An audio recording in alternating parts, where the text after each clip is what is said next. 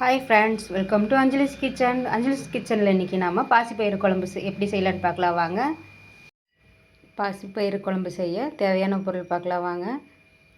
ஒரு கைப்பிடி அளவு சின்ன வெங்காயம், 5 பச்சை மிளகா, ஒரு கட்டி அளவு பூண்டு, சீரகம் கொஞ்சம், கருவேப்பிலை, உப்பு, கடுகு, மஞ்சத்தூள், ஒரு கப்பு பாசிப்பயிறு, எண்ணெய், 3 தக்காளி. வாங்க எப்படி செய்யலான்னு பார்க்கலாம்.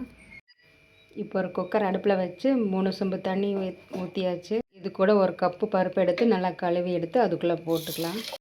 இப்போது பருப்பு கூட நம்ம எடுத்து வச்சுக்கிற பூண்டு, வெங்காயம், பச்சை மிளகாய் எல்லாத்தையும் சேர்த்துக்கலாம். தக்காளி, மஞ்சத்தூள் 1 ஸ்பூன், சீரகம் கொஞ்சம், இதையெல்லாம் போட்டு 4 விசில் விட்டு எடுத்துக்கலாம். இந்த மாதிரி 4 விசில் விட்டு எடுத்து இது ஒரு மத்து வச்சு கடைஞ்சிக்கலாம். இப்போது இந்த மத்தை வச்சு நல்லா கடைஞ்சி எடுத்துக்கலாம்.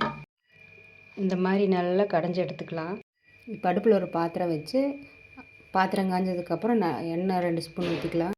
எண்ணெய் ஊற்றினதுக்கப்புறம் 1 ஸ்பூன் கடுகு சேர்த்திக்கலாம்.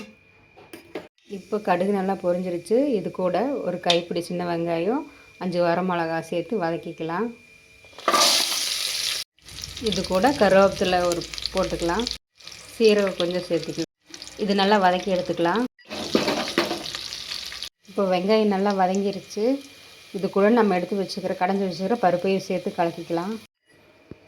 இப்போ பருப்பையும் சேர்ந்து நல்லா கலந்து விட்டு ஒரு கொதி விட்டு எடுத்துக்கலாம்.